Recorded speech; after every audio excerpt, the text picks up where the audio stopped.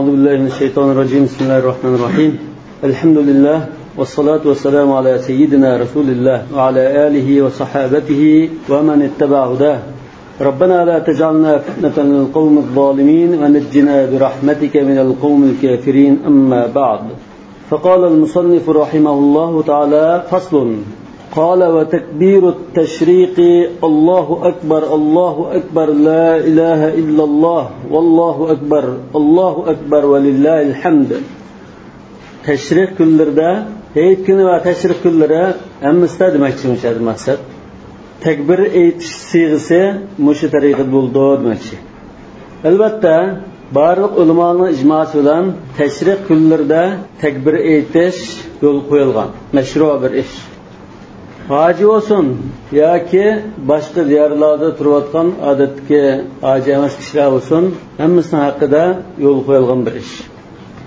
Yani şu ayyam-ı teşrik ve Kurban Hayit kunlari fazilatli kunlar bo'lg'achqa, Zulhajjning 10 kunimi Qur'on Karimda vel fajr ve layalin ashr deb Alloh taolo qasam qilgan, sha'nini ko'targan fazilatli kunlar bo'lg'achqa, Arafat kuni shunda fazilatli kun bo'lg'achqa, Yawmun Nahr ve Mina kunlari shunda Alloh taoloni zikr qilib turgan, ulug'lab turgan kun bo'lg'achqa, bu kunlarda qilgan taat ibodatining fazilatining kattaligi haqida oyatda va hadislarda ko'rsatilgan.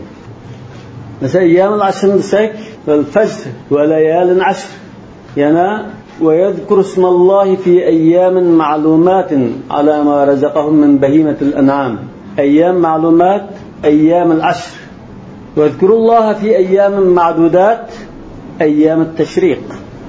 Yani hadislerde Muşu 10 gün ve 10'dan keyingi 3 günning fazilati haqida hadislar kelgan. Masalan, An ibn Abbas radhiyallohu anhu qala Rasululloh sallallohu alayhi vasallam: "Ma min ayyamin al-amalu as-salihu fiha ahabbu ila Allah azza wa jalla min hadhihi al-ayyam, yani ayyam al-ashr." قالوا: يا رسول الله ولا الجهاد في سبيل الله؟ قال: ولا الجهاد في سبيل الله. Mushkillarda qilgan ibodatlar fazilatini katta. Alloh taolo eng yaxshi ko'radigan ibodatlar sanaldi. Sahoba kiramlarning nazarida jihad eng fazilatli ish bo'lg'achqa, jihadmi mushu darajada bo'lamamdi deb so'ragan chog'da Rasululloh dedi: "Valal jihadu fi sabilillah." Jihadmi mushkillardagi amal ibodatning darajasiga yetolmaydi.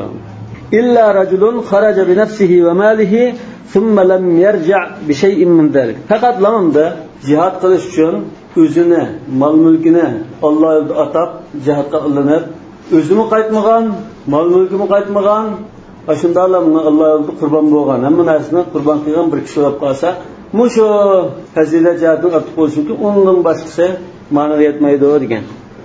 Sahih Buxoriy rivoyat qilgan. Yani İbn Ömer radıyallahu anh rivayet ettiği hadiste qala Resulullah sallallahu aleyhi ve sellem: "Ma min ayyamin a'zamu indallahi subhanahu ve la ahabbu ilayhi al-amalu fihinna min hadhihi al-ayyam al-ashr. Fa'kthiru fihinna min at-tahlil ve't-tekbir ve't-tahmid."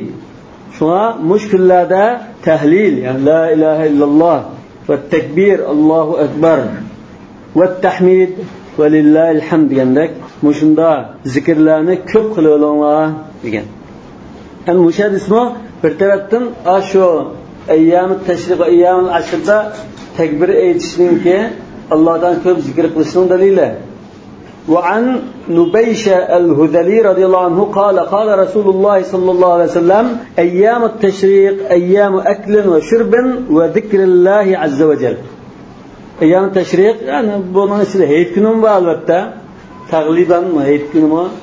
Kirib ketiyor. İslahi cihatını ise teşrik günleri Hayit'in 2. 3. 4. günü Kurban etme. Lekin adette şu Kurban etme kirib ketiyor. Umumrak manası ise. Yep işyep ve Allah'tan zikir kıldığan günler dedi. Sahih Müslim rivayette. Yani zikrullah azze ve celle'nin tekbir bağı. Yani İmam Bukhari Seyyid rivayet qilgan tefsirde qala İbn Abbas radhiyallohu anhuma: "Vezkurullaha fi ayyamin ma'lumat, ayyamul ashr, vel ayyamul ma'dudat, ayyamut teşrik" deb tefsir qilgan. An mushu Hanafi mazhab tanlagan mushu tekbir siyg'isi bu Hazrati Umar ve Ali ve İbn Mas'ud radhiyallohu anhumlardan kelgan siyg'a. İmam Ahmad, İshaq ve Savri'limi muşunda tariqida tekbir eytido deb qaragan. Maktabdimi ve huve mezhebu Ali'in ve ibn Mas'ud dedi. Ali ve Umar ve ibn Mas'ud radıyallahu anhulardan kelgan. İmam Malik ve Şafii bula Allahu Ekber, Allahu Ekber, Allahu Ekber. İşletim Allahu Ekber'ni xata tiziplan bo'ldi qildi degan. İmam Malik shunda dedi, bu ham İbn Abbas ve Hasan Basri'de rivayet qilingan. Shu oyatda "Ve li tukabbirullaha ala ma hadakum" degan ekan, o'sha yerda takbir aytishlam ba deb qaragan bo'lgan. Lekin Hanafi mazhabdagilar va jumhur "Ve li tukabbirullaha ala ma hadakum" ya takbir so'zi takbir ve tahlil ve tahmid qatorliq umumyuzlik ulug'lash mazmunini ko'rsatgan so'z, takbir lafziga xos emas deb qaragan va undan boshqa ashab-i kiramdan kelgan asarlarga tayangan. Lekin İmam Şafii rahmetullohi alayhi o'sha Allohu akbar deb 3 qatim takror deyotgandan keyin keyingi ulab xohlagancha zikr, tasbih, tahlil va Peygamber sallallahu aleyhi ve sellem'ga durud aytib xohlagancha zikr qilsa bo'ladi degan.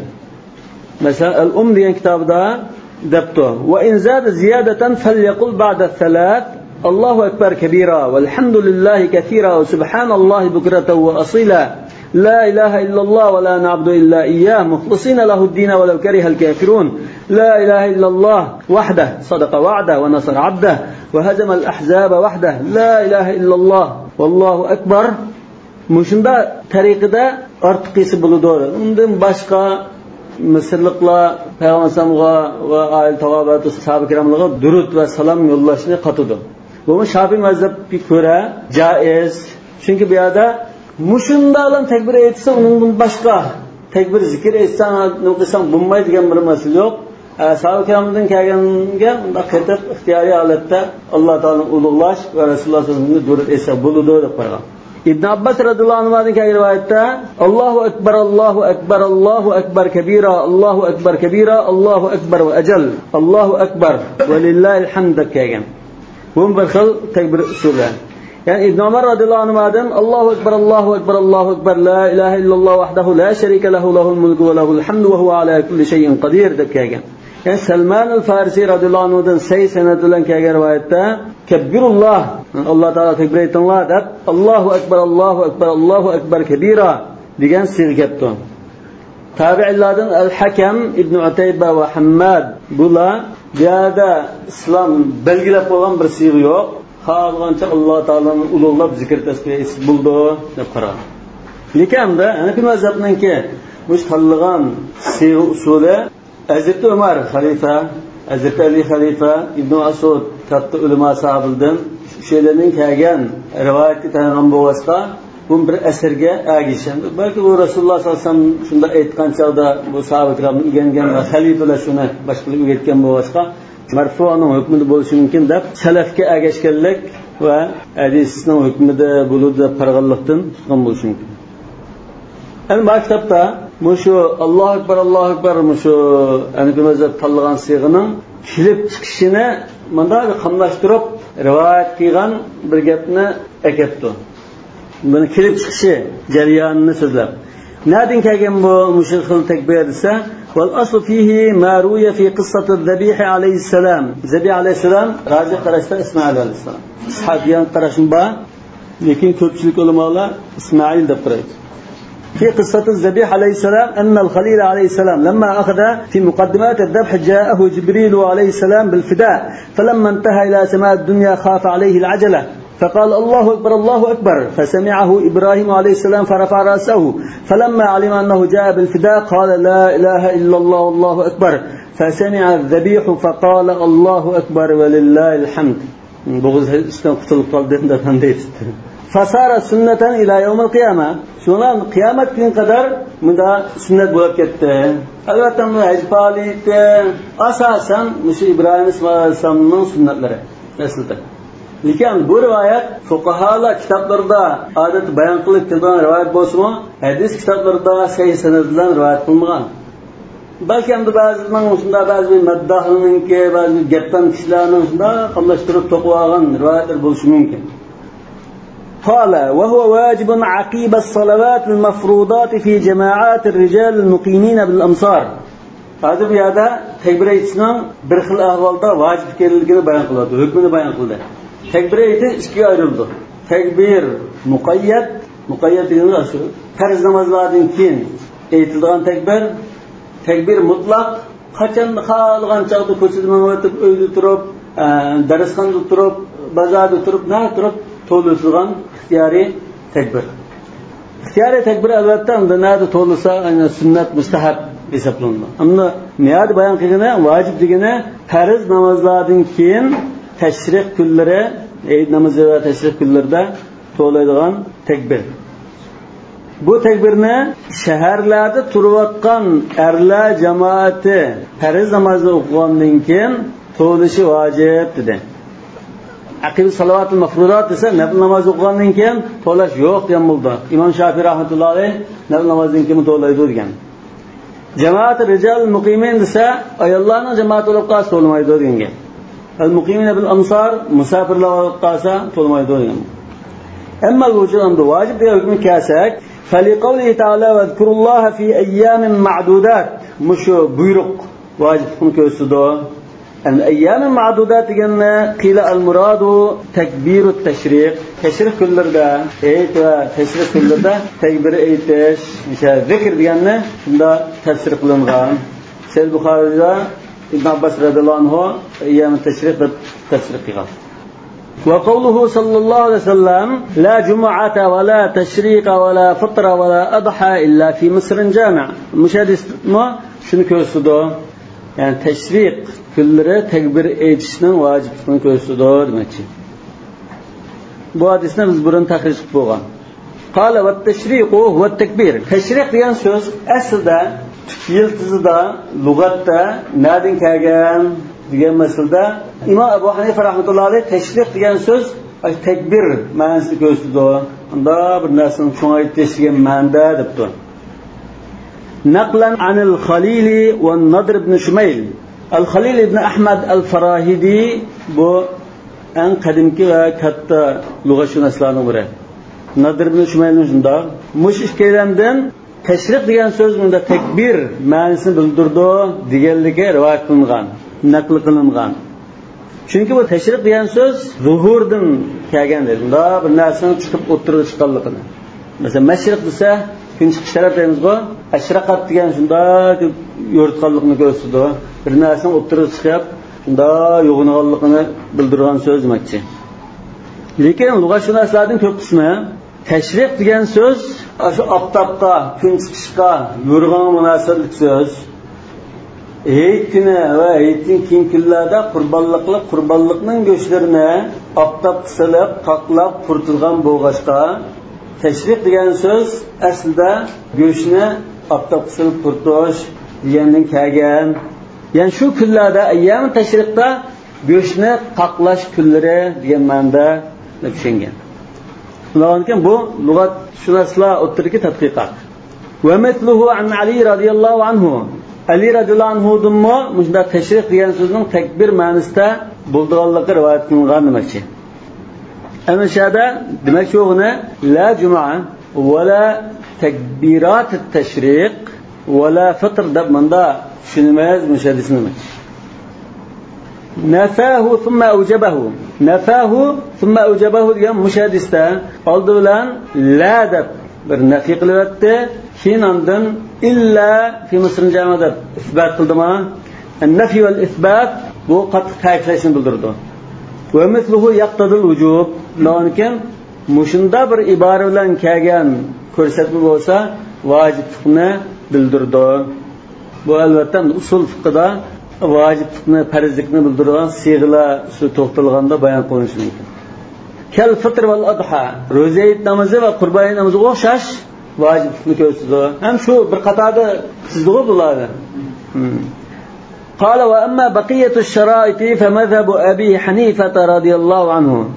عند أشو مختارن لفظك başka şartlar الصلوات المفروضات جماعة الرجال المقيمين بالأمصار ديالله إمام أبو حنيفة رحمة الله عليه قويغان شرطlar. وقال عند شاگرد bu şartlarni qo'ymadi. İşkiden debtu yecibu ala kulli men sallal mektubata li'ennehu teba'un leha feyecibu ala men yuaddiha.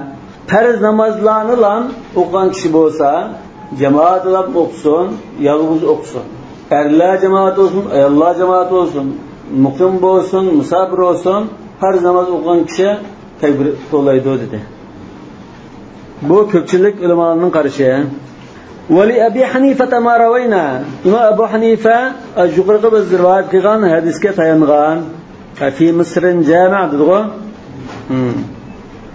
Lekin cemaat-i rical salavat-ı mafrudat diyende belki ma rivayet onu gözetmemiz gerek. Qala ve li'ennel cehre bittekbiri khilaful asl.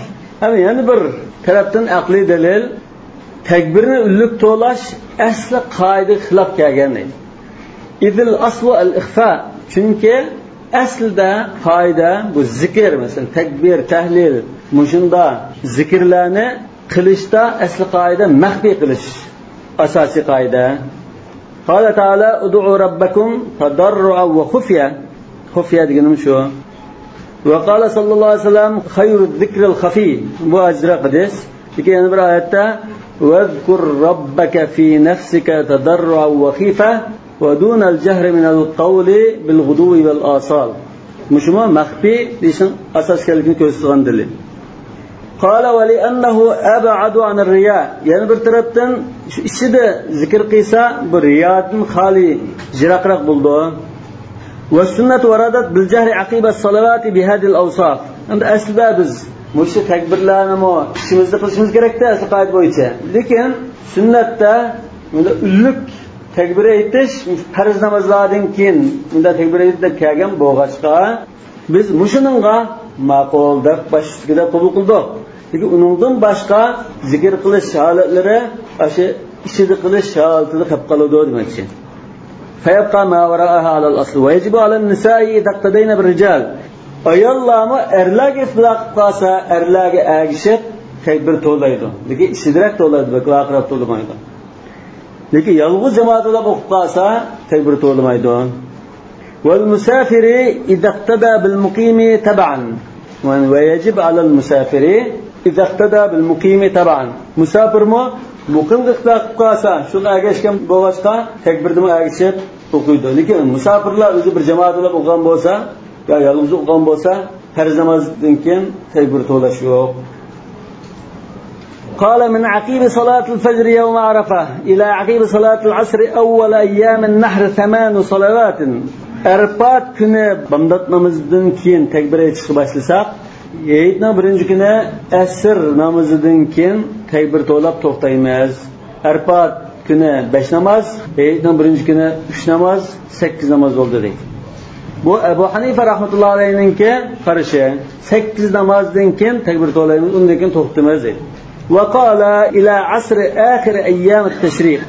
Ayyam at-tashriq kunlarining 4-kuni asr namozdan keyin to'lib to'xtaymiz debdi. 23 salat. 23 namoz bo'ldi ekan. 4 kunda 5 namozdan 20 namoz, aytdan 4-kuni 3 namoz 23. وهو مذهب علي رضي الله عنه مذهب علي وعمر وابن عباس رضي الله عنهم. Bundan ma kitapta bayan qilgani Abu Hanifening qarashida 8 namozdan keyin takbir to'lindi, sahibaning qarashida 23 namozdan keyin takbir to'lindi. Mush qarash Hazrat Umar va Ali ibn Abbas va Thawri va Ahmad va Abi Thawrlardan kelgan qarash. Shafiy mazhabida mush qarashni tanlagan ko'pincha ulamolar. Gerçi boshqa qarashlar bo'lsin. Shafiy mazhabida 3 xil qarash bor. Birisi mush qarash, ikkinchisi mashhur qarashda aytning birinchi kuni peshdan keyin boshlab, 4-kuni bomdoddan keyin to'xtadi. Bundan boshqa bir xil qarash bor, 3-chi qarash Shafiy mazhabida. Qala va madhhabuhu, ya'ni madhhab al-imam, madhhabu Ibn Mas'ud radhiyallohu anhu. Yu'ayyiduhu Mas'uddan rivoyat keldi. İmam Abu Hanife shuni oldi. Buni yondashtirib, buni kuchlantirgan yana bir dalil bor dedi. Yu'ayyidu anna al-asl al-ikhfa'u kama taqaddam. Yuqorida bayon qilgandek, asl qoida zikrni ixfa qilish, maxfiy qilish. فالمسير إلى الأقل جهرا أولى. Ondan keyin ulluq to'lashda biz eng az miqdorda to'laymiz deymiz. Uni bak doirasini kengaytirib o'tmaymiz chunki asl qoida ma'lum. Walahuma annaha ibada. Endi ishkaylan yondashtirib akagan dalil sahoba ikramlarning kelgan rivoyat degan bir dalil, ikkinchisi aqliy dalil bu bir ibodat. Wal ihtiyat fiha al-wujub. Endi bu yerda ehtiyot yo'lini tutsak, ortiqroq vaqtlarda vojib desak, shu xotirjam bo'ldi. Biz vojib demay, 8 da vojib, undan boshqa 10 necha namozda vojib emas deb qolsak, agar vojib bo'lib qolgan bo'lsa, bizning gardimizni qilib qolishni, puxtaroq ishni qilib biz vojib deb qaraymiz dedi. Vaqila al-fatwa ala qawlihima.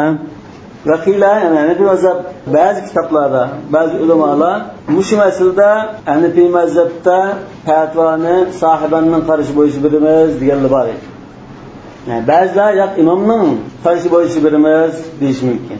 Yani mushunda bir ahvollarda, ya'ni imom bir tarafda, shogirdi bir tarafda bo'lib qolgan ahvollarda Hanafi mazhab ulamolaridan ba'zilari imomni hisoblaydi. Shu mazhabni qurgan kishi ba'zilar ya dalilga qaraymiz, dalil qaysi kun kuchli bo'lsa, Hanafi mazhab shu vakillik qildi deb qaraydi. Shu miyadimi ba'zilar sahibaning qarashini dalil jihatdan kuchli deb qaragan bo'lsa, mush ishkelanning qarashi bo'yicha fatvo beramiz degan bo'lsin. Qala babu salatul xavf. G'azotlar chiqqan chog'da, dushman bilan chiqqan chog'larda, qo'rqinch ahvollarda o'qiladigan namozning babi. Qala va hiya an yaj'ala al-imamu an-nasa ta'ifatayn. Endi hozir shu namozningki o'qish usuli, ya'ni Hanafi mazhabda namuna qilib ko'rsatgan o'qish usuli bilan kirib ketdi. Qanday o'qiladi degan masalaga. Aslida Qur'oni Karimda salatul xavf yo'l qo'yilgan. Wa idza darabtum fil ardi falaysa alaykum junahun an taqsuru min as-salati in khiftum ay yaftinakum alladhina kafaru. Deb oyog'ida va idza kunta fihim fa aqamta lahum as-salata faltaqum ta'ifatun minhum ma'aka wa liyaqdu aslihatahum deb tafsili jarayonni ko'rsatgan. Hozir Hanafi mazhabda ko'rsatgan usul, Qur'on Karimda ko'rsatgan usul shu. Bu bunda bir namuna holatda ko'rsatildi. Lekin urushning va qo'rqinchning darajalari, urush vazifa, qo'rqinch ahvollari o'xshash bo'lmasligi mumkin. Ba'zi ahvollarda bunda ikki guruhlab namoz o'qiy oladigan, ba'zi unda o'qiy olmaydigan, ba'zi madrasalarni qila olmaydigan. Bunda ahvol bo'lg'achqa Rasululloh sollallohu alayhi vasallam dastlab qilib G'azot-u Zatir-Riqa degan shu bir g'azotda salatul xavfni o'qigan. Undan keyin boshqa g'azotlarda ham shunda o'qigan. Rasululloh sollallohu alayhi vasallamdan rivoyat qilingan salatul xavf hadislari, usullari 10 xildan oshdi. Albatta Rasululloh sollallohu alayhi vasallam 20 dan ortiq joyda salatul xavf o'qitgan. Ulamoning statistika qilishicha. Chunki Rasululloh sollallohu alayhi vasallamning asosan Madinaga hijrat qilib kelgandan keyingi hayoti nimalar ekan? Jihad bilan, g'azot bilan va qo'shin tayyorlash, qo'shin evatishlar ekan. Ya'ni har yilda 3 qatim g'azot chiqdi. Xuddi bizning yerda har yilda 3 qatim dengiz bo'yiga chiqsak bo'lmaydigandek. Rasululloh jihad qilib turdi. Jihad qilmagan taqdirda qo'shinlarni tashkillab jihodga yo'l soldi. So'ng Payg'ambar sollallohu alayhi vasallamning o'rnini biz unda mutolaa qildi. Payg'ambar sollallohu alayhi vasallamning o'rni bitta. Payg'ambar alayhisolamning o'rni jihodda. Buni bilmasam bo'lmaydi. Shu shoir dedi-ku, har bir payg'ambarning bordir bir hunari, payg'ambar alayhisolamning hunari jihod. Payg'ambar sollallohu alayhi vasallam kofirlardan g'animat olgan o'ljin bilan oilasini boqdi va musulmonlarga sarf qildi. Unda bo'zak bo'lmaydi. Ana shada Qur'on Karim ko'rsatgan usulga tushirgan va sayyidlar degan bir xil usulni Hanafi mazhab tanlab ko'rsatdi. Bu bo'lsa an yaj'alal imamun nasa ta'ifatayn. İmam misal qo'mondan, an-nas kimlar? Mujohidlar. Qo'shinniki jangchilarni qo'mondan ikkiga bo'ldi dedi. Ta'ifatun amamal adu, bir guruh dushmanning oldida turadigan gap. Va ta'ifatun yusalli bihim rak'atan in kana musafiran. Yani bir guruhni qishga kelib turib, ular bilan bir rakat o'qiydi. Musafir bo'lib qolsa, ya 2 rakatlik namoz bo'lib qolsa, bunday o'xshash 20 o'qiydi, yani bir rakat o'qiydi. لأنها شطر صلاته وكذلك في الفجر va rak'atan in kana muqiman. Agar 4 rakatlik namoz bo'lib qolsa, 3 rakatlik namoz bo'lib qolsa, 2 rakatni birinchi guruh bilan o'qitadi. Li annahuma shatr. Va kadalika fil maghrib. Shamda shunda 3 rakatlik namoz bo'lsa-mu, li annaha la taqbalu tansif. 1,5 rakatdan bilgilolgan ekan, dastlabda o'qiganlar 2 rakat o'qishga noil bo'lgan. فكانوا المجاهدون في الطائفة الأولى كانوا أولى لسبقهم أولى للسبق أولى بالركعتين لسبقهم وتمضي إلى وجه العدو بلا بالركعت yoki 4 rakatlik namoz bo'lsa, 3 rakatlik namoz bo'lsa, Rasululloh sollallohu alayhi vasallam bilan yo qo'mondan bilan 2 rakatni bir o'qitib qilib, yoki namozdan yarmini o'qib qilib, dushmanga qarab qo'g'dab turdi. Va tajiyu tilka toifa, faqat namoz o'qimagan, muhofazat tutgan jangchilar kelib, Rasululloh sollallohu alayhi vasallam qo'mondanning keyinida namoz o'qirdi. Liqawli ta'ala va ta'ti toifatun ukhra lam yusallu falyusallu ma'ak fayusalli bihim baqiyas salah va yusallimu wahdahu. Ikkinchi guruh bilan namozdan qolgan 1 rakat yoki 2 rakatni o'qitib, qo'mondanning namozi tamom bo'ladi. Shunami? Tamom bo'lganda salom beribdi, imomning namozi tugadi. Undan keyin imomning namozi, qo'mondanning namozi burunqa qanday holat bo'lsa shunda o'qiydi. Nima? 2 rakat namoz, 2 rakat shu joyi medilmaydi, ma'muda. 4 rakat ko'rsin shunda, lekin oxir turgan jamoat almashgan bo'ladi. Undan keyin bu yerda aziz salatul xavf keyin turgan jangchilarga nisbatan o'zgarish bo'ldi, qo'mondonga nisbatan o'zgarish bo'lmadi. قال ويذهبون إلى وجه العدو وتأتي الأولى فيتمون صلاتهم بغير قراءة. İkinci gruptakilar imom bilan namozning oxirini o'qigandan keyin bu muhofazatga o'tsa, imom bilan dastlabki rakatni o'qigan guruh qaytib kelib, namozning oxirini qiroat qilmaylam tamomlaydi. Nima uchun qiroat qilmaydi? Kim kelganlar? Li'annahum lahiqun. Biz lahiqni deb tushundigan. İmam bilan namozning beshida birga bo'lgan, namozni imom bilan birga boshlagan, lekin orliqda ya tartibni ketib ya buni qanab ketib, berib tartibkish orliqida bir rakat qo'ldan ketib qolgan kishidir. Chunki bular lahiqlar. İmom bilan namozni boshlagan, keyin bir rakat qo'ldan ketib qolganlar. Undan keyin imom bilan namozning beshini boshlagan bo'lgan ekan, bular qiroat qilmay o'qiydi deydi. ويتحرون أن يقفوا مقدار ما وقف الإمام كأنهم خلفه. Bular kelgan chaqda namozning oxirini davomlashtirishga, imom allaqachon namozni tamomlab salom berib qo'ygan bo'lg'achqa, bular kelib namozni tamomlab o'qiydi. Qiroat qilmaylar, namozni tamomlab o'qiydi. Imom qanchalik uzun turgan bo'lsa, mo'lchallab shunchalik turib, jim turib namozni tamomlaydi. Xuddi imomning oxiri turib o'qiganda şekil doğusunu şundarak okuydu dedi. Qala ve yusallimuna ve yadabun. Bula namazı tamamlab bo'lgandan keyin salom berib ketdi. Va ta'til ukhra fa yutimmuna salatahum bi qira'a. Endi keyin boshqalar buni kelib namozini qiroat bilan tamomlaydi. Chunki bular li'annahum masbuqun. Masbuqun namozdan beshiga ulgurmaganlar. İmom bilan namozning oxirini o'qigan. Lekin namozning 5i qo'ldan ketib qolgan. Shu Hanifiy mazhabda imom bilan o'qigan namoz shu imomning nechinchi rakati bo'lsa, shuncha rakat. 3-rakatga ulgurgan bo'lsak, biz 3-rakatni imom bilan o'qib qoldik boshda. Keyin o'zimiz qo'pab o'qigan chaqda 1-2 rakatni o'qiymiz.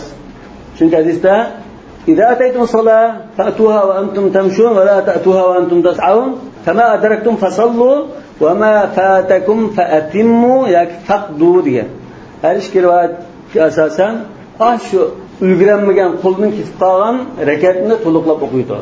Birinchi rakat qo'ldan ketganmi? Birinchi rakatni to'liqlab o'qiydi. Birinchi rakat qiroat qilish kerakda, qiroat qildi. Fatiha o'qimaydi ekan. Jamoat rakat o'qigan ekan, salom bermam, salom bermay o'qib ketadi. Bizda 2 rakat namoz bo'lsa, shunda bir rakat o'qib, ikkinchi tarafda ayasini muvofiq qilib qo'shini qilgan bo'lsa, namoz tugaganiga qadar salom bermaydi. Şu namazın içinde menat berip geldi. Adet fark şu. Lekin salomni namozning oxirida, namozini tamomlaganini berdim. Va yusallimun mana. Bilaman namozni tamomlagan chaqda salom berdi. Hakaza rawaha Abdullah ibn Mas'ud radhiyallohu anhu an Rasulillah sallallohu alayhi vasallam. Abdullah ibn Mas'ud Rasululloh sallallohu alayhi vasallam mushunda tariqida salatul xavf o'qiganligini rivoyat qildi deydi. Bu Hasan darajali kelgan rivoyatlar. Abdullah ibn Mas'uddan kelgan, Abu Davud va Imom Ahmad rivoyat qilgan. Lekin Sahih Buxoriyda, Sahih hadisda mushtariqa rivoyat qilingan. Masalan, Sahih Buxoriyda akhbarana Shuayb an az-Zuhri qala sa'altu, ya'ni Shuayb Zuhridan so'rabdi. Hal sallan nabiyyu sallallohu alayhi vasallam يعني صلاة الخوف؟ قال أخبرني سالم عن ابن عمر رضي الله عنهما قال غزوت مع رسول الله صلى الله عليه وسلم قبل نجد فوازينا العدو فصاففنا لهم فقام رسول الله صلى الله عليه وسلم يصلي لنا فقامت طائفة معه تصلي وأقبلت طائفة على العدو وركع رسول الله صلى الله عليه وسلم بمن معه وسجد سجدتين ثم انصرفوا مكان الطائفة التي لم تصلي فجاءوا فركع رسول الله صلى الله عليه وسلم بهم ركعة وسجد سجدتين ثم سلم فقام كل واحد منهم فركع لنفسه ركعة وسجد سجدتين. Sahih Buxoriyda Ibn Umar radhiyallohu anhudan kelgan sahih rivoyat. Sabrosa biriket o'qiydi. Sabrosa ish kirketdan qasr namoz. Kirketning yarmini imom bilan bir guruh o'qisa, yarmini bir guruh o'qiydi. Hali mushu usul, mushunda tariqada o'qish bomba. Uningdan boshqa har xil shaklda o'qish bor sahih hadislarda. 10 xil usul sahih hadislarda kelgan. Hatto Xanda g'azotida vaqt o'tib ketgandan keyin qazo qildi. Mushunimi bir xil salatul xavf deyish mumkin. Yani salatul xavfni dushman bilan bo'lgan jang vaziyati har xil darajada xilma-xil bo'lgan ekan, qo'mondan shu vaziyatga qarab turib, eng munosib shaklda bir xil usulda namoz o'qisa bo'ldi. Ba'zida unda yig'ilib namoz o'qiolmaydigan darajada qolsa, keyin qazosini qildi. Qazotul ahzab bo'lganda. Yoki ikki guruh bo'lib o'qiydi, yoki to'liq ikki guruh bo'lib o'qishi mumkin. Har xil usullar bor. Bu usullarni tafsili ko'rib chiqmoqchi bo'lsanglar, Bidayatul Mujtahidni o'qiysizlar. قال ولو أن الطائفة الثانية أتموا صلاتهم في مكانهم بعد سلام الإمام جاز. Yani ikinci grup Resulullah sallallahu aleyhi ve sellem ya kumandan namaz tamamlab bo'lgandan keyin kelib o'qisimi imomga ixtiyor qilib o'qimagandan keyin o'zi o'qiydi-ku. Kelib yarni qilib yigitcha o'zining joyi turib bilan o'qisimi mayli deydi. لأن المسبوق كان المنفرد فلم يبقوا في حكم الإمام. Chunki bu ulguramagan kishi keyin namozni to'liqlab o'qishda xuddi yolg'iz o'qigan kishidek bo'ldi. Undan keyin imomga ixtiyor qilgan hukmda bo'lmaydi. Mayli bo'ldi deb tamlash tariqada o'qisin. Qala va man qatala va rakiba fasada salatuhu. Namoz o'qitib urushib qolsa yoki uloqqa minib qolsa, masalan, bir rakat o'qib muhofazat qilishga o'tilgan, shu muhofazatchilikka berib kirishda uloqqa minib ya jibga minib masalan berib qolsa, namoz buzib ketadi. Yoki namozni turib, namoz o'qitib, tam etib tutmagancha turib olsa, namoz buzib ketadi deydi. Bu onda qo'rqinchlik darajasi normal ahvolda gap ma'lum. Lekin menish ruxsat qilgan. Nima? Bir rakatni qo'mondan bilan o'qib, oldi saf ko'tab, muhofazat qildi, shu orliqda minib berib kelishga ruxsat qilgan. Lekin hozir uloqqa minishga urushga ruxsat qilmadi. Ammo endi qo'rqinch darajasini deg ig'ilib ketgan chog'da uloqdan masalan yer tushib qolsa, yo tankidan yer tushib qolsa, chataqsidan bo'lsa, uloqning ustida turib namoz o'qishga ruxsat. Bu bir xil darajasi. İşaretler okudu o çağda. Çünkü Allah Teala'nın da فَاِنْ خِفْتُمْ فَرِجَالًا اَوْ رُكْبَانًا. Rukbana degan şu. Ulaq minga holatda. Nima uchun urushib ya ulaq minib o'qsa bo'lmaydi desa, لأنه فعل كثير والنبي صلى الله عليه وسلم شغل يوم الخندق عن الصلوات حتى قضاها ليلة. Kun patqandan keyin necha namozni qazo qilgan. وقال ملأ الله بيوتهم وقبورهم نارا كما شغلونا عن الصلاة الوسطى. ولو جازت الصلاة مع القتال لما أخرها. Urushgan holatda namoz o'qish joiz bo'lgan bo'lsa, Rasululloh sollallohu alayhi vasallam shunda urush holatda o'qiydi, kechiktirmaydi namozni. لأن الخندق كان بعد الشرعية صلاة الخوف. Chunki Xandaq g'azoti, g'azotul ahzab salatul xavf yo'l qo'yilgandan keyin bo'lgan. فإن النبي صلى الله عليه وسلم صلى صلاة الخوف في غزاة ذات الرقاع. Chunki Rasululloh sollallohu alayhi vasallam dastlab qilib salatul xavfni g'azot ذات الرقاعda o'qigan. Abdullah ibn Umar radhiyallohu anhu birlikte şu rivayet qilgan.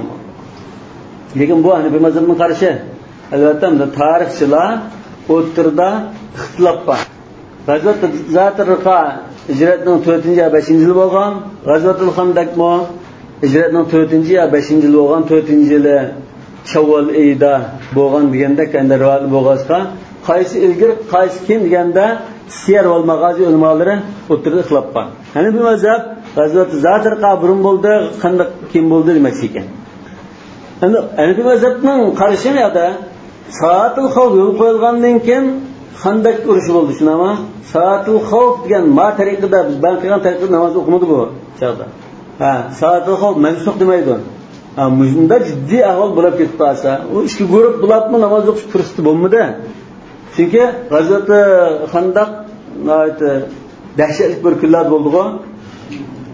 Şu ayet şurada وَنَالِكَ بُتُلِيَ الْمُؤْمِنُونَ وَزُلْزِلُوا زِلْزَالًا شَدِيدًا وَبَلَغَتِ الْقُلُوبُ الْحَنَاجِرَ وَتَظُنُّونَ بِاللَّهِ الظُّنُونَ degandek ana jiddiy ahvol bo'lg'achqa bu yerda unda hech qanday fursat bo'lmadi. Bunda fursat bo'lmasa qazo qiladi. Bu salatul xavfning bir turi. Agar jamoatlab o'qilishga bir qismi muvaffaq turib, bir qismi o'qish fursat bo'lsa, biz bayon qilgandek o'qiydi demakchi. Hakada zakarahu al-Waqidi va Ibn Ishaq. Waqidi Muhammad ibn Umar al-Waqidi bu Siyar val Mag'azi tarixshunoslardan. Al-Mag'azi degan kitob Ridda degan kitoblari va mushu g'azot jangnomlarining tarixlarini yozgan ulamolardan. Garchi unda hadisshunoslar ishonchsiz deb qarasimi, umuman mushu voqealikni oldi ulamolar shuni fikrini. Ibn Ishaqmo buning Mag'azi kitoblari va Mag'azi shunoslardan shikaylar unda da qaragan debdi. Ba'zi ulamolar yo'q, G'azvatul Ahzab sal burun bo'lgan deb uni tarjih qilishi mumkin. قال وعن أبي يوسف أنها لا تجوز بعد رسول الله صلى الله عليه وسلم لأنها مخالفة للأصول. وعن أبي يوسف دقل قيسان أبو يوسف رحمة الله علينا قارشي بها إشكال برقراشتا مشاهنة في مذهب إمام الرلان بالله أخشاش. وعن أبي يوسف إمام أبو يوسف يعني بر عاجزرق رواية كبقال ديدم إشكيني بر رواية كالدي دينجل دولك مجدا كبقاسا وعن أبي حنيفة وعن محمد وعن أبي يوسف كبقاسا عاجزرق رواية لادن يعني برسي كبقال دي لكن بنون باشقا مش إمام الرلان بالله توغان قراشتر با يعني durdu. Abu Yusuf'tan şıkıl qarash keldi. Bir rivayette şu tarafeyn bilan billah. Yani bir rivayette bu Rasulullah sallallahu aleyhi ve sellem hayat çağda aşında işki bölüp onda o'qish batdi. Rasulullah sallallahu aleyhi ve sellem dunyodan ketgandan keyin unda o'qish yo'q. İki imom bo'lib, ayrimlar ikki jamoat bo'lib o'qishi bo'ldi deb qaragan. Bu Hanafi mazhabdan Al-Hasan ibn Ziyadning qarashi. Muxalifa lil usul degani odatda namoz o'qish usuliga ziddan bu. Tamam? Namoz o'qish usuliga bir ko'rib berib kelib bunday qilish yo'q. Buning dalili Alloh taolaning so'zi: "Va idza kunta fihim faqamta lahumus salata." Sen aşı mujohidning orasida bo'lganingda, bunda bir qayd qilganligi, bundan dalil muxolifat chiqarsak, ta'tir xumasak nima bo'ldi? Sen ularning orasida bo'lmagan ahvolda unda o'qish yo'q degan bu. Salatul xavf yo'q degan bu. Yani Abu Yusuf'ning qarashi Rasulullohdan keyin salatul xavf degan narsa yo'qmiş. Va javobuhu anna sahabata endi biz Abu Yusuf Imom Abu Hanifa jumhurlar billah bir qarashda endi ma rivoyatiga unda javob bermasa anna sahabata radhiyallohu anhum sallawha bi Tabaristan wa hum mutawafiruna min ghayri nakirin min ahadihim fakana ijma'an.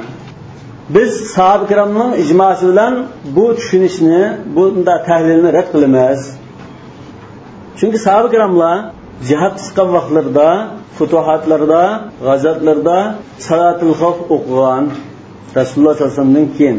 Masalan, Hazrat Osmon radhiyallohu anhu zamonida Tabariston, ham shu hozirgi Iroq, Ironning shimoli, Kurdiston va Qazvin dengizining atrofi, Ozarbayjon degandek joylar shu yerda g'azotda bo'lgan vaqtida Hazrat Osmonning davrida Sa'id ibn As radhiyallohu anhu qo'mondan qilib shu tarafga lashkar yo'llagan.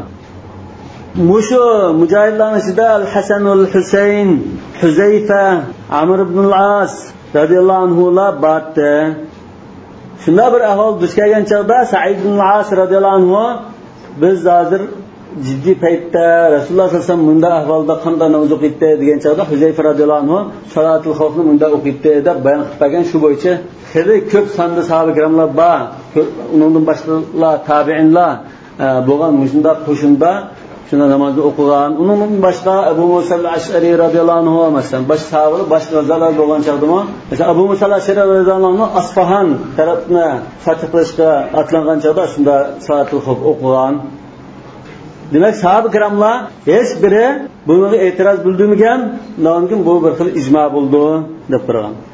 Endi bu salatul xavfni Abu Yusuf Rasulullohdan keyin yo'q degan bo'lsa, boshqa mazhabdagi ba'zi ulamolar masalan Maliki mazhabdagi Ibn Majshun, Shafi'i mazhabdagi Imom Muzanilar bu mansux deb qargan. G'azvatul Zatirqada o'qidi, undan keyin G'azvatul Ahzab bo'ldi deydi. G'azvatul Ahzabda unda shaklda o'qish bo'lmadi, undan keyin mansux bo'lib ketdi deganlar bor. Degan biz sahoba ikramning o'qigan ahvolini tutib turib, yo'q mansux emas. Bu shu qo'rqinchning darajalariga qarab bo'lgan ishlar deymiz. Qala va idashtadal khawfu sallaw rukbanan wahdana yumiuna ila jihatin qadaru. Men bayatim idza rakiba fasadat degan tushnama. Ya'da qo'rqinch bak ig'irlashgan ahvolda otdan tushmay, uloqdan tushmaylam ishorat bilan namoz o'qishim bo'ldi. Bu chaqda qibla ko'zini degan narsa yo'q. Chunki uloq tushmaydi bu har taraf ko'zdan turadi. Va adamu tavajjuh lid-darura. Qibla ko'zlanmaslik masalasi darurat bo'lganlikdan. Fa aynama tawallu fatamma wajhullah. لأن التكليف بقدر الوسع. Çünkü bu yerda taklif qurbinin yetishi bo'lgan gap. ولا يسعهم تأخيرها حتى يخرج الوقت إلا أن لا يمكنهم الصلاة. أن لا دمشان. إلا أن لا يمكنهم الصلاة. لا diyerekten kaç koysanız olur. Yani at qalatdimi o'qiydi, lekin namozga chiqayotgan qadar hech turishga bo'lmaydi. Faqat namoz o'qiolmaydigan darajada ortiq holatda namoz o'qiolmaydigan bo'lsa, u chaqda kechib turdi. Xuddi masalan G'azvatul Ahzab kechib turgandek. Qala va la tajuzu as-salatu lir-rakibi idza kana taliban. Dushmanni qo'g'layotgan, dushmanning peygi tushgan qo'shin bo'lib qolsa, salatul xavfni uloqdan ustida o'qib bo'lmaydi.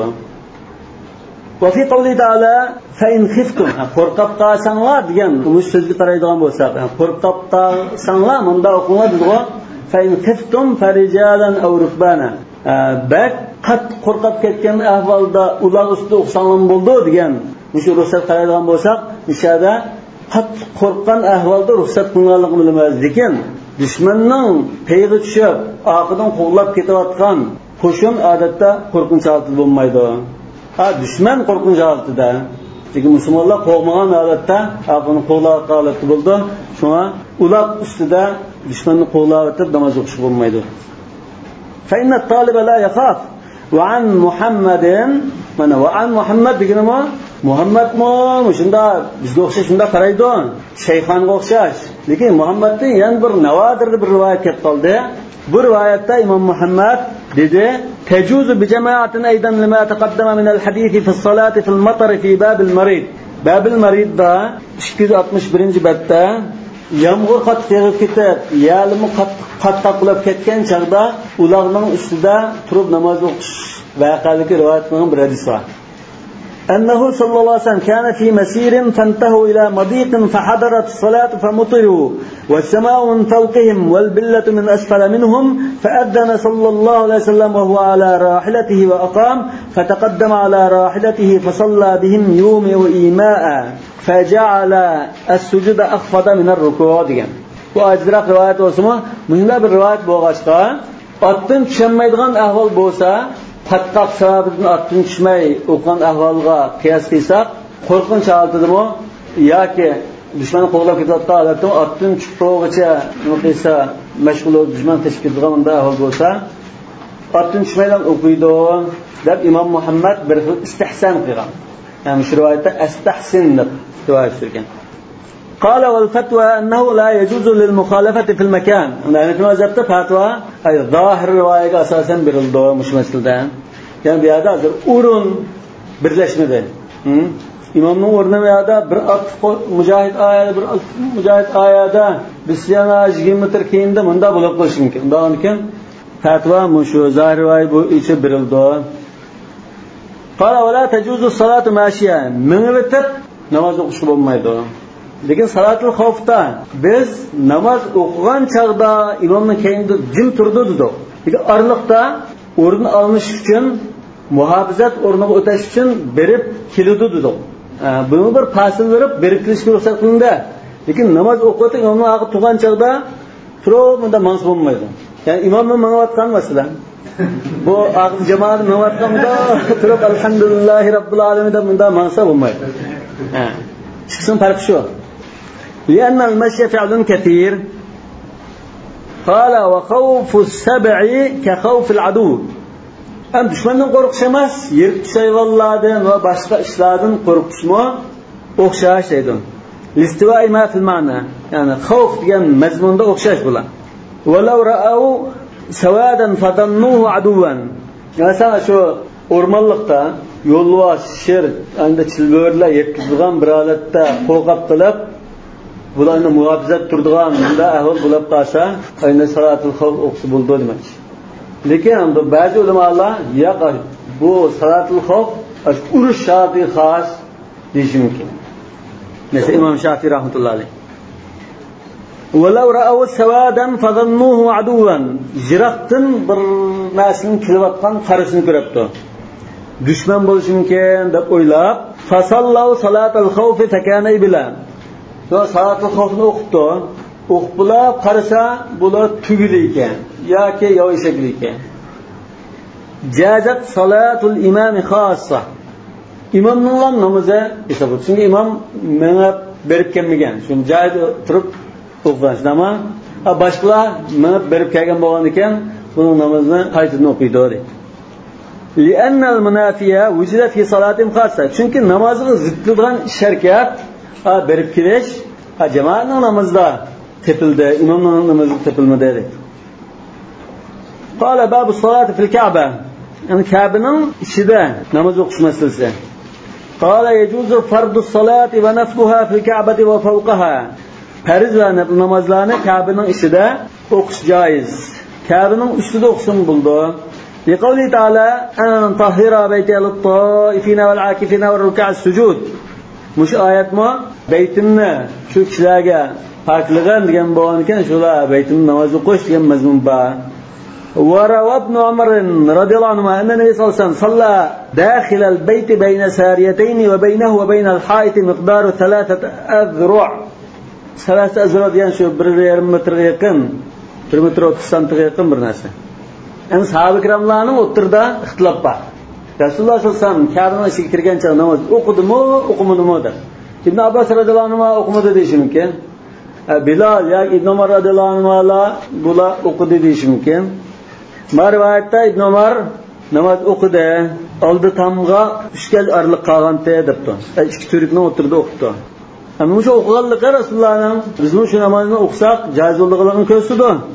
ولأن صلاة استجمعت شرائطها فتجوز. Yani bir tarafta aqli dalil bu namoz hamma shartlarni to'liq jamlagan bir namoz. Sharti to'liq bundan. Lekin joiz bo'ldi. والاستيعاب في التوجه ليس بشرط. Ka'baga qiblaga yuzlangan chog'da Ka'baning hamma tarafiga to'liq qarash shart emas. Bir tarafiga yoki shu tarafga qarashim joiz bo'ldi. وعليه الناس من لدن الصدر الأول إلى يومنا هذا. ياكي بعد كتابه وعليه إجماع الناس من لدن الصدر الأول إلى يومنا هذا. Asr saadatdan Rasululloh sollallohu alayhi vasallam va sahoba kiramlar yashagan shu birinchi davrdan tortib toki bugungi kunga qadar musulmonlar mushunda ijmo qilib kelgan masala bu.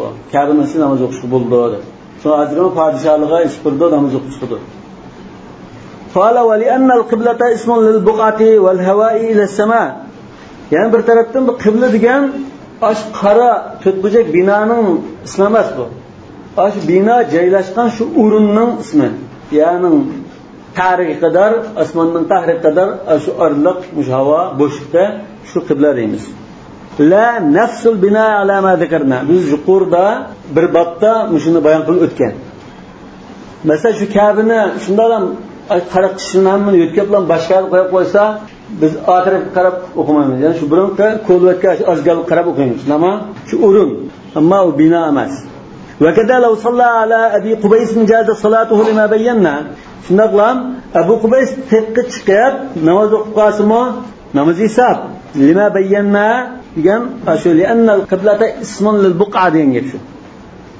Abu Qubays tag'i Ka'baning uduldiga, Ka'baning egizroq bir tog'. Mush tog'ning ustida o'qib qolsam, hozir u tog'ning o'rnida egiz binolar bor, necha qavat. Shirkati Makka deymiz, Vaqf Umar deymiz, podshohning bir qasri bor. 20-30 qavat o'rlab ketgan binolar bor. Ash binolarda turib, 20-qavat, 30-qavat turib namoz o'qib qolsa, Ka'ba yerda, bu yer bo'lsa, ustiga udiltilgan bo'lsa-mo, bo'ldi deydi. Chunki Ka'baning mana, Ka'ba bunda bo'lsa, bu shunda osmon qadar bunda chiqqan havo, o'sha bo'shliq hammasi qibla hisoblanadi. Va ma warada min an-nahy an zalik mahmulun ala al-kirahati. Mushahda Ka'baning ustiga chiqib namoz o'qisa, o'g'isi chiqib namoz o'qisa makruh bo'ldi deganda cheklamaga kelgan bir rivoyatlar bor. Aziz rivoyatlar. Masalan, Ibn Majah rivoyatida naha as-salata fi sab'ati mawatin deb shunun qatorida al-mazbala wal-majzara va qari'at at-tariq va fawqa al-Ka'ba deb kelgan. Al-mazbala wal-majzara wal-maqbara va mahajjat at-tariq va fawqa al-Ka'ba degandek o'rinlarni sanagan. Tirmizining rivoyatida va zohir baytullah degan. Hal munda bir rivoyat kelgan bo'lsa-mo, bu aziz rivoyatlar makruhlikni bildirdi. Va nahnu naqulu bihi lima fihi min tark at-ta'zim. Ka'bani ulug'lashda toza joy bo'lmaganlikdan adabsizlik o'rni bo'lgan sho'g'ashqa biz makruh deymiz buni. Lekin namoz hisob makruhlik bilan namoz hisob bo'ldi deydi. Faysal rahmatullohi alayhi shu Sapatig'ining tuyidagi egiz tag'ir bir qasr bor. Shuni Saudiya hukumati sog'an chog'da va qasrga marhamat qilsa tayyorladi degan chog'da unda qarablam u Ka'badan egiz bo'lib ketgan tushmayman deb shu qasrda yotmagan. Edepsizlik oldu da. قال فإن قام الإمام في الكعبة وتحلق المقتدون حولها جازا. إمام كعبة ستوده وتحلق المقتدون حولها يعني خارج الكعبة demek. İmam tuğanca Ka'banın şey. Yani cemaat Ka'banın sırt tuttuğu. Bunda oturup kalsa caiz değil. İza kana al-bab maftuha. Ka'banın ışkını uçup koyusu buldu.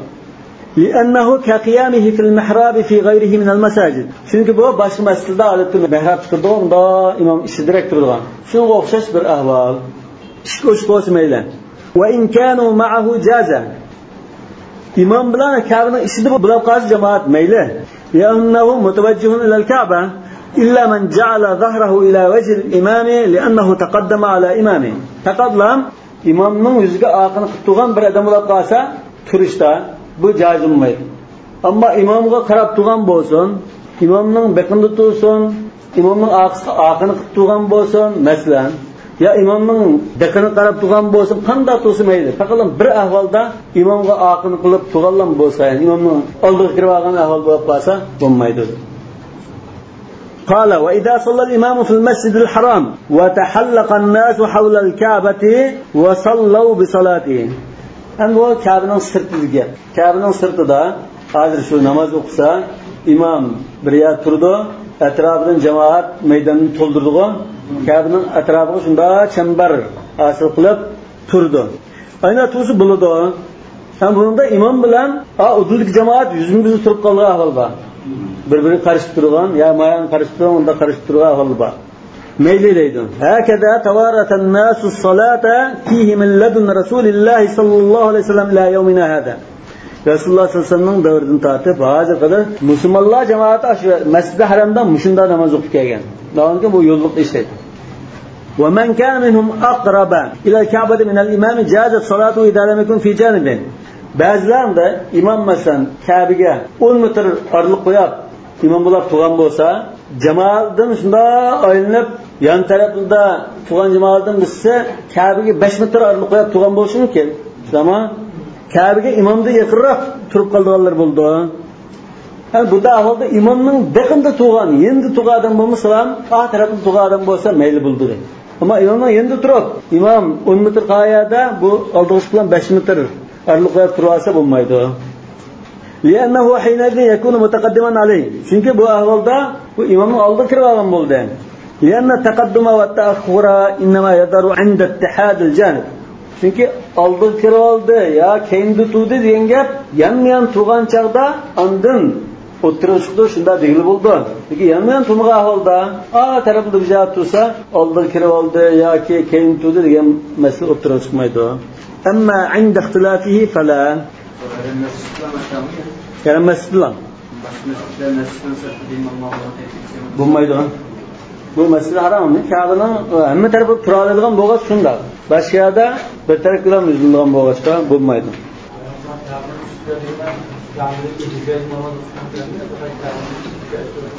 Kabe'nin üyüsü ve Kabe'nin başka binada Kabe'nin kadar igiz turduğu yerde. Manda 20. kavatta okusu buldu dedik o. Kabe ve kar bina ve pes kalıdı. Bu adam üzlense ama Kabe'nin üstündeki hava hüznündü. Ne olurken şu hava mı şu kıble hesap oldu dedik. Haramning ikkinchisini agar Kabe'dan shu nima bo'lsa, igiz bo'lsa, Hanifiy mazhabda ishtiroha bor. Nima fihi min tarki ta'zim. Qasrda o'qib qolsa, haram imomi ixtiroq qilsa, bu birinchidan igizga o'qillikdan karaha bo'ldi. Ikkinchidan bu jamoat tutashmaydigan ahvollar bor ba'zida. Adam az qolgan chog'da qasrlar masalan arliq maydon baka bu qasrdan chiqishganma shu qasrdan namoz o'qisa arliq tutashmagan bo'ldi o chog'da jamoat qatnashmagandek bir ahvol. Ikki tarafdan bo'lmaydi. Tutashgan chog'da mayli bo'ladi. Chiqsa. Shu bo'lmaydi, tutashmasa bo'lmaydi. Mayada Hanifiy mazhabda kiraha degani kiraha tahrimiya udul shuni tushundirdi. Biz mana ixtiyorning bosh tarafini oldirmay to'xtalib azozini o'qigan. Bundan keyin sal jiqsiq o'qishimiz mumkin. Ba'zi bir tushunmay qolgan yo to'xtalsak, lekin qag'inamman tushunib ketsa buni. Sal out tushun birashki kibat ortiqroq o'qishimiz mumkin. Vallohu a'lamu bis-savab. Subhanakallahumma va bihamdik ashhadu an la ilaha illa anta astaghfiruka va atubu ilayk.